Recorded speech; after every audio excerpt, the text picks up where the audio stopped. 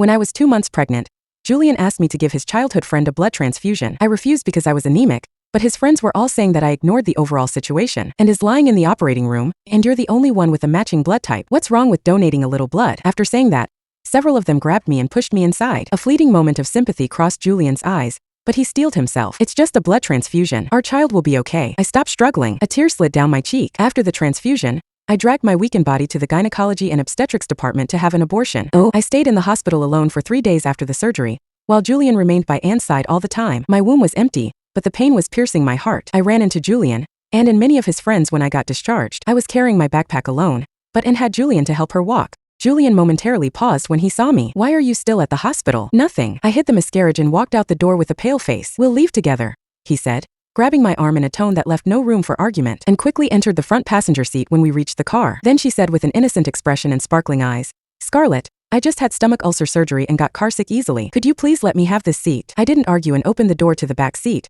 but his friends all rushed in. Now, 3 grown men squeezed into the back seat at once. They stared at me with hostility. Scarlett, Anne is still weak. We'll all come to your house to take care of her. I looked toward Julian in the driver's seat. His face was stiff, but he didn't say a word to refute them. I smiled bitterly as the sound of cicadas filled the air. How could I still have expectations for this man? Julian's friends hated me. They thought he was perfect for Anne and saw me as a villain trying to break them up. They treated me like a servant in my own house, and Julian never once defended me. Even if I was pregnant with his child, I still had to give in a blood transfusion. They didn't even say thank you at the end. They just said it was my honor. It wasn't the first time I'd been mistreated, but it was the first time I'd chosen to accept it without a fight. Fine, I'll head home on my own. I shut the car door and walked off ahead of them. It was rush hour, so I couldn't even catch a cab. As someone who had recently had an abortion, I wandered for an hour in the searing heat to come home. I was greeted by harsh complaints when I pushed the door open. Scarlett, why are you so slow? We've been home for ages. We haven't eaten all night. Come on, let's taste your cooking again. I turned my gaze to Julian and Anne. It was a sweltering summer day, and the air conditioning was off because they didn't want the fragile Anne to catch a cold. Julian sat beside her, fanning her with a paper fan. Despite breaking into a sweat himself, he ignored it entirely and kept fawning over Anne. Sam shouted after seeing I was quiet. Julian, we're all starving. Tell your wife to cook us something to eat. Julian finally looked up. He casually ordered without noticing how pale I was. Scarlett, go make us something simple to eat and make some soup for Anne. It'll help her recover. A sharp pain stabbed at my heart, making it hard to breathe. I turned and walked into the kitchen, trying to block out their happy voices. I felt like a stranger in my own home. I used to argue with them hysterically as if it could restore my dignity. Still, I didn't realize that my outbursts only fueled their arrogance, and was always patient and different from my childish nature. But I've had enough. These people, this relationship, it's not worth the energy. I was exhausted by the time I brought out the food and offered to help, but flinched away as I handed her the soup. The chicken soup spilled all over the floor, and the bowl shattered into countless pieces. Watch out. Julian quickly shielded Anne, but a large patch of my bare calf turned red from the scalding liquid. Scarlett, I know you don't like me, but you didn't have to drop the bowl on purpose. Even though not a single drop of soup splashed on her, and threw herself into Julian's arms and acted like she had been wronged. That's right. What are you doing, Scarlett? You've been targeting him for so long. We're all just friends.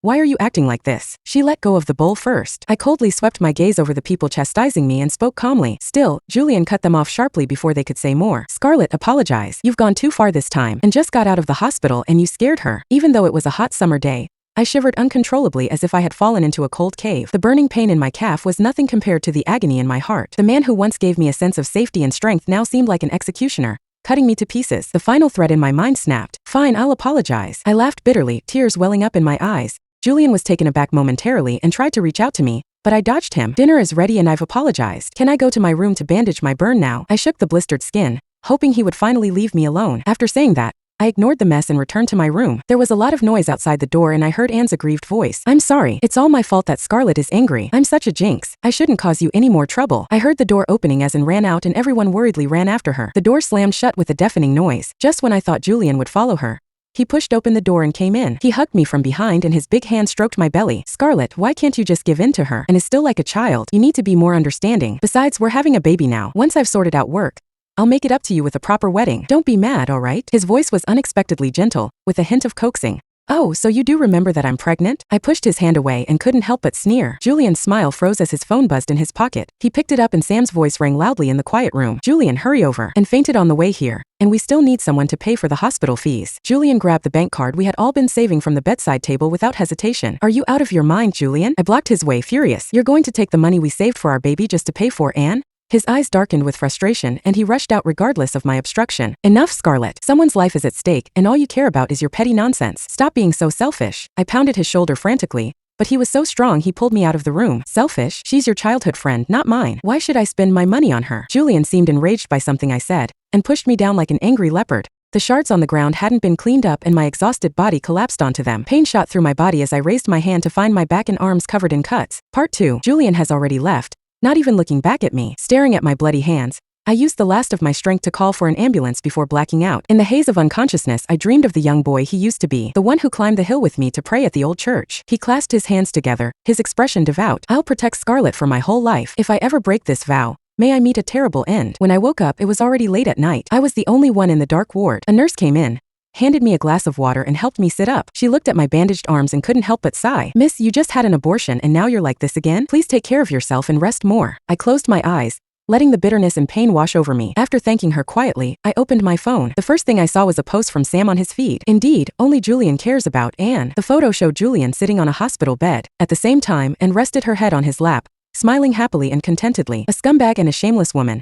No wonder people say they're made for each other. The ache in my chest turned into numbness. I forced myself to push the sadness aside. They didn't deserve my tears or my pain. I logged into my mobile banking app and checked my account. Thankfully, the $14,000 I had saved for myself was still there. I calmly transferred the money into my account. My marriage with Julian also came to an end with the loss of this child. I called the general manager and asked, Ms. Lily, is there still a chance for me to be transferred to the headquarters? I was offered a promotion to headquarters because of my outstanding work a week ago. Still, I turned it down because I was pregnant and didn't want to be separated from Julian. Now, none of that mattered anymore. Scarlett, weren't you pregnant? Don't worry about work right now. Rest well and take care of yourself. There will be other chances in the future. Hearing Lily's gentle voice, I breathed deeply to calm myself. Ms. Lily, I lost the baby. I'd like to return to work as soon as possible. There was a brief silence on the other end before she spoke. I'll add your name back to the list. Losing a child isn't a small thing. Rest for a week and then report to headquarters. I agreed softly, my voice trembling a little. Thank you, Miss Lily. During my week in the hospital, Julian never came to visit. Maybe he didn't even realize I was still pregnant. I wasn't surprised. That was just how he was. I used to make excuses for him all the time, but not anymore. After a week of rest, my body had recovered enough for me to be discharged. During this time, I scrolled through in social media. Every single post was about Julian in the photos and looked like a little princess surrounded by admirers. She was always at the center, filling her table with nutritious meals and countless gifts. Meanwhile, I was alone in the hospital with nothing. Even the pearl necklace Julian promised to buy me now shone around Anne's neck. It was odd seeing these things again and feeling absolutely nothing. When I got home, it was just as I'd left it. Julian had been at the hospital with Anne. He hadn't come home, and probably didn't even know I had been hospitalized. I quickly packed my things, tossing the photo from my nightstand and burning the love letters he'd written me. I took off my wedding ring and left it on the coffee table. When I was done, I looked around the empty house. It felt like it did when we first moved in, cold and lifeless. I lowered my gaze to the divorce papers, picked up a pen and signed my name on the back.